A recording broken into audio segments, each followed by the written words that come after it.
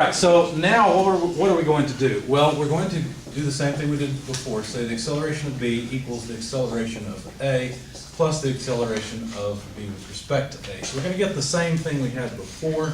I'm going to go a little bit quicker this time because this part is the same thing we did before. The only difference is now the acceleration of point B is straight up, right? Because remember the mechanism has B rotated down here. There can only be a normal acceleration straight up, so that's in the J direction. When you plug in the numbers, we know the angular speed of body 2. We know the distance between A and B is 0.05. I'm not going to bother with all those details. I'm just going to write it down. It's 137.08 meters per second squared, but now it's in the J direction. Same number we saw before. It was in the I direction before because B was over here, so it was accelerating this way. Now it's here, accelerating this way. And now we can calculate the acceleration or relate the acceleration. You know what? Actually, let me do this. Let's jot down that the acceleration of point B is 137.08 meters per second squared in the J direction, so that I can get the main equation up high and keep it there for a while. Acceleration of point D is equal to the acceleration of point B plus the relative acceleration between D and B. Okay, so all I'm doing now is relating D and B to each other. Let me switch markers because this one seems to be fading. Okay, now, what kind of acceleration can D have with respect to B? Same kind it had before, tangential and normal. So do you see how I can break that up into acceleration D with respect to B in the normal direction plus acceleration of D with respect to B in the tangential direction? Are either one of these zero like they were before? Remember before, length 3 wasn't rotating. Since it wasn't rotating, there was no normal acceleration, but now length 3 is rotating. So now we're going to have a normal acceleration as well as possibly a tangential acceleration. Does that make sense to everybody? So this is going to be a little bit more complicated. All right. Now let's expand it just a little bit. The acceleration of D equals the acceleration of B in the J direction because we know B is only accelerating upward. I want to make that clear. But the normal acceleration is only going to be the angular speed of 3 squared multiplied by r d with respect to b. And let me write that in the normal direction. I'm trying to put the magnitude outside and the vector off to the side. And then this, so that's this piece. This piece is going to be alpha r d with respect to b, and again in the tangential direction. Okay, now I don't want this normal and tangential vector. I want I and j. So I've got to somehow decompose it. So just like before, here's our 0.25 meter length B to D rod. The tangential acceleration piece, let me switch colors. The tangential acceleration piece, I will again assume to be down and to the right. Why would I do that? Because I want to assume that the angular acceleration is positive. I want to let it come out negative if it's going to, but I want to assume that it's positive so I can be consistent. Okay?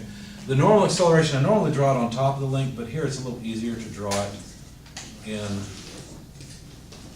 this direction off. Whoop, it's broken. Off the link. So now we've got a normal piece and a tangential piece. So to break this up into components, I need to write that the acceleration of d with respect to b in the x direction is the acceleration of d with respect to b in the tangential direction times a ratio. So I have to be careful about what that ratio is. Now my geometry triangle is 0.15 on its base and 0.2 on its height. And the similar triangle, let me draw this just a little bit bigger.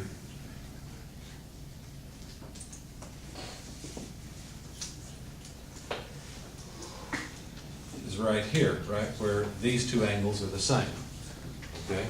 So here's the x piece, AD with respect to B, x for the transverse part. There's going to be an x component from the normal piece too. Okay. And let me make that clear. Let me remember that this piece is coming from the transverse component. Or excuse me, not the transverse, the tangential component. Okay. But how do I relate it? Well, I need this side to this side, that's this side to this side.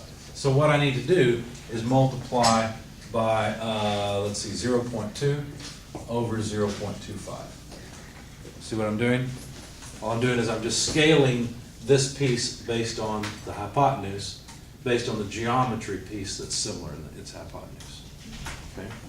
So that gives me the contribution to the x direction from the tangential component. How about the y piece? Well, understand, if this tangential piece is pointed this way, then while I have a positive x piece, I will have a negative y piece.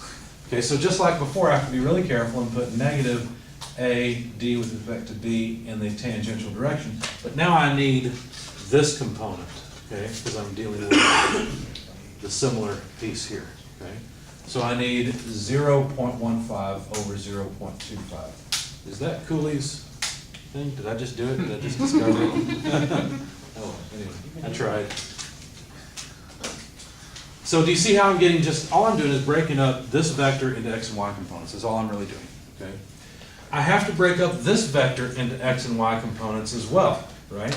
So it's going to have positive x and positive y pieces, okay?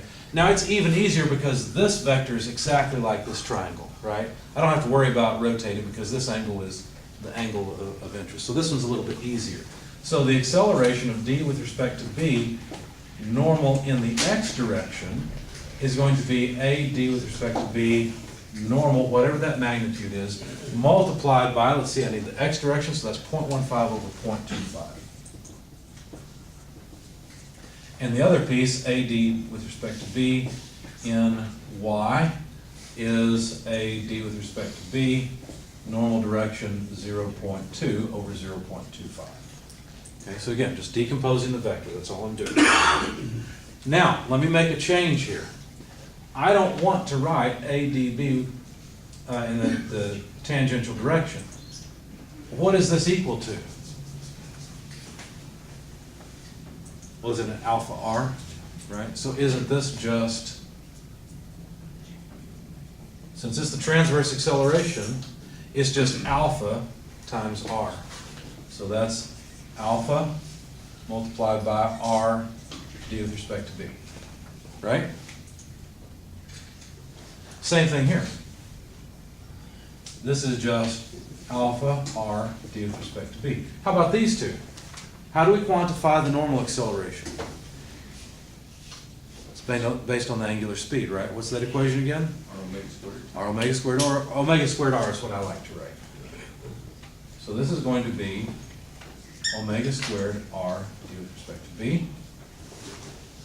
Omega squared r d with respect to b. Now I have expressions for the x and y contributions from these two accelerations. Okay? All right. So I'm done with this. I don't want to erase that yet. I want to plug it in. So now let's break this up. The acceleration of d. What direction can it have? Only j, just like before, right? So let me write it this way. Plus, now I need the contributions, all the contributions in the x and the y. These two are x contributions. So I'm going to put them together. I'm going to say alpha r d with respect to b, 0.2 over 0.25, all right, because that's positive, plus omega squared r d with respect to b, 0.15 over 0.25, that's a 2. And this is in the I direction. See how I've taken care of those two contributions? Okay. They're both in the x direction. In other words, they're both in the I direction. So I just add them together. Okay, so let me get rid of these two since I'm done with them. And now let's take care of the y components. Well, the y components have negative alpha r d with respect to b, 0.15 over 0.25. That's this piece. Plus omega squared r d with respect to b, 0.2 over 0.25. And these are both in the j direction. Whew. We did it.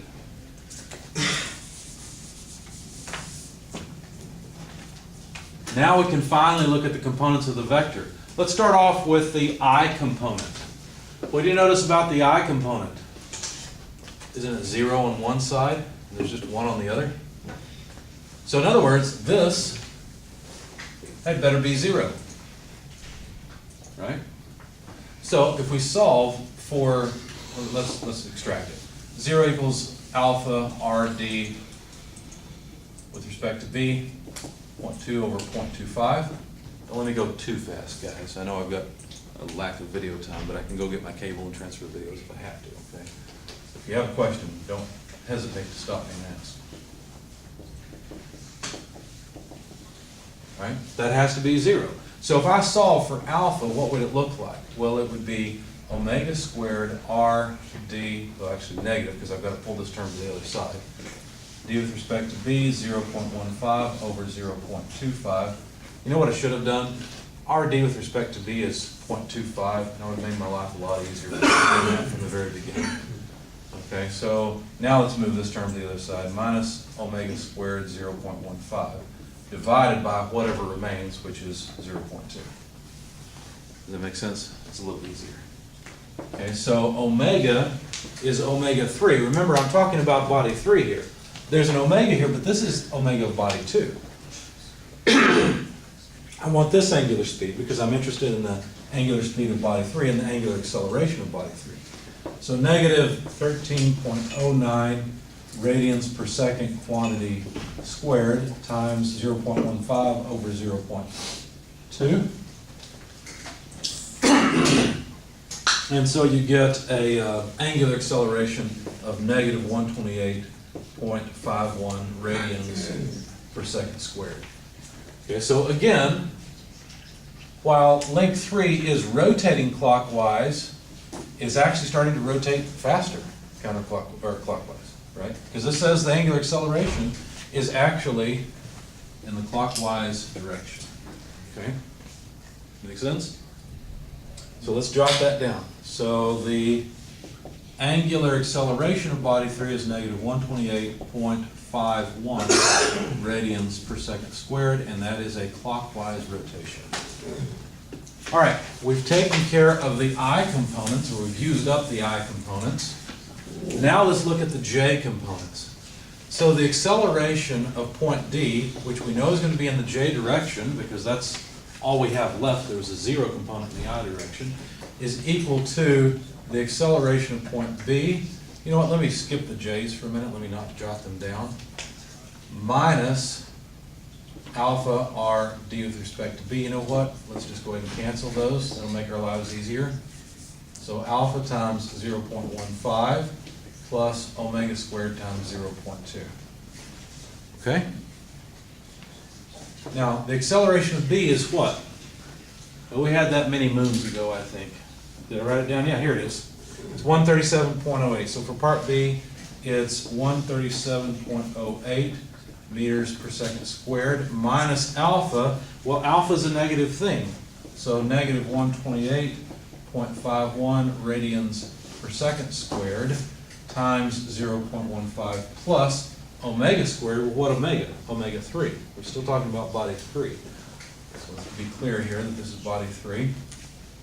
13.09 radians per second quantity squared times 0.2. So I just plugged in 13.09 squared times 0.2. Okay. I'm thinking I need to check my math. I think nope, that's right, because negative times negative is positive. When you plug this into your calculator, note that these both have units of meters. Okay. We canceled the meters here, meters, but there's still meters there. So we'll end up with meters per second squared for all these terms. When I plugged into my calculator, I got about 4,717 meters per second squared. Of course, that's only in the J direction. So there's the acceleration of point D. So point D is actually moving down, point D is moving up, and it's starting to move up even faster, which is what we expected. So that link 3 can continue to rotate clockwise.